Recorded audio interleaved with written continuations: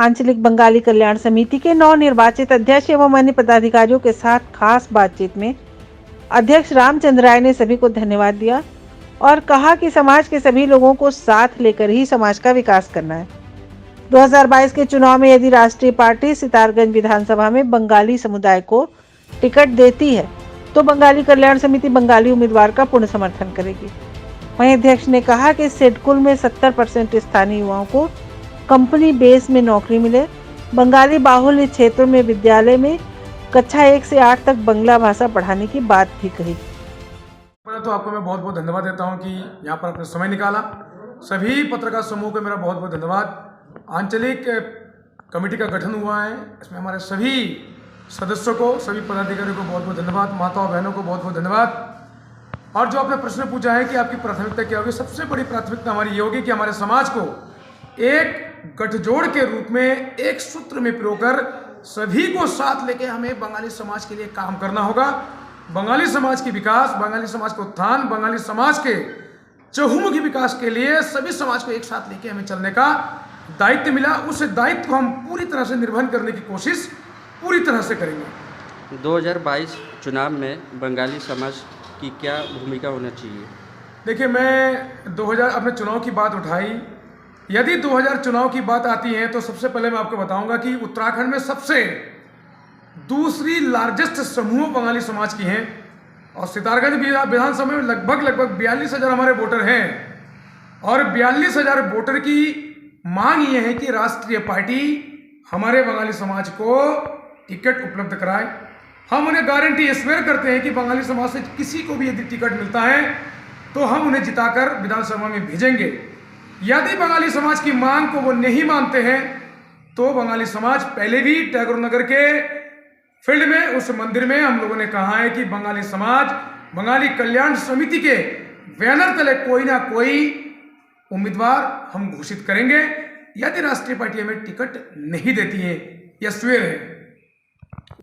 देखिए, हमारी लड़ाई बहुत पुरानी है। ये उस लड़ाई में केवल मैं ही नहीं, हमारे यहाँ पर निवास करने वाले सितारगंज क्षेत्र के सभी युवा बहुत ही आहत हैं।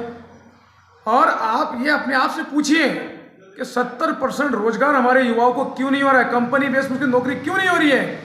जब कंपनी में सभी लोगों को नौकरी मिल रहा है तो फिर उन युवाओं को कंपनी के अंडर पे नौकरी क्यों नहीं मिल रही है।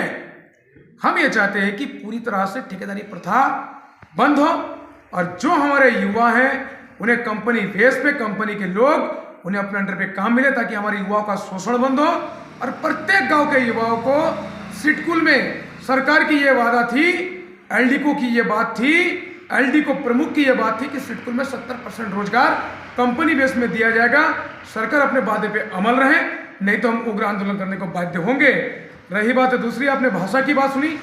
कक्षा 1 से लेकर 8 तक प्राथमिक स्तर पे ही नहीं, 8 तक जूनियर स्तर पे भी हमने सरकार से मांग की। उसके लिए हमने प्रधानमंत्री, राष्ट्रपति को भी हमने जिलाधिकारी, तहसीलदार के। रही बात दूसरी, आपने भाषा की बात सुनी।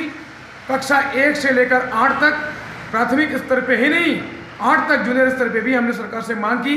उसके लिए हमने प्रधानमंत्री, राष्ट्रपति को भी हमने जिलाधिकारी, तहसीलदार के महोदय से हमने ज्ञापन सौंपा है। और जिस दिन हमने रैली निकाली उसी दिन सरकार के, या यूं कह के राजनीतिक लोग उसका फायदा उठाने के लिए फेसबुक में या अन्य सोशल मीडिया में उनका उपयोग किया है। मैं उनसे कहना चाहूँगा कि आप पहले कक्षा 1 से लेकर 8 तक पूरी तरह से हमारे बच्चों को बांग्ला भाषा पढ़ाने के लिए शिक्षक नियुक्त करें। उसके बाद किसी प्रकार की कोई पोस्ट आप कीजिए। देखिए, सबसे पहले तो हम समाज के सभी वर्गों को एक जगह बैठाएंगे, हम सभी लोग एक जगह बैठेंगे। यदि राष्ट्रीय पार्टी, बार बार हम कह रहे कि हम दूसरी लार्जेस्ट समूह है हमारी, बंगाली यहाँ पर बहुत संख्या में है और सितारगंज में तो सबसे ज़्यादा बंगाली बाहुल्य, सबसे ज़्यादा वोटर हमारे हैं। मैं सरकार से मांग करता हूँ, राष्ट्रीय पार्टी से मांग करता हूँ, चाहे कांग्रेस हो या बीजेपी हो, अन्य क्षेत्रीय पार्टियाँ हो, मैं उनसे ये मांग करता हूँ कि हमारे बंगाली समूह को, बंगाली जाति को, चाहे किसी भी व्यक्ति, किसी भी गांव के, अगर राष्ट्रीय पार्टी उन्हें टिकट देती है तो बंगाली समाज एकत्रित होकर उस पार्टी के, जो भी पार्टी टिकट देती है, हम अपना प्रत्याशी को यहाँ से विधानसभा में भेजेंगे। ये गारंटेड। यदि नहीं देती है तो फिर समाज के लोग सभी एकजुट होकर हम लोग अपना प्रत्याशी बंगाली कल्याण समिति के बैनर तले उतारने के लिए बाध्य होंगे।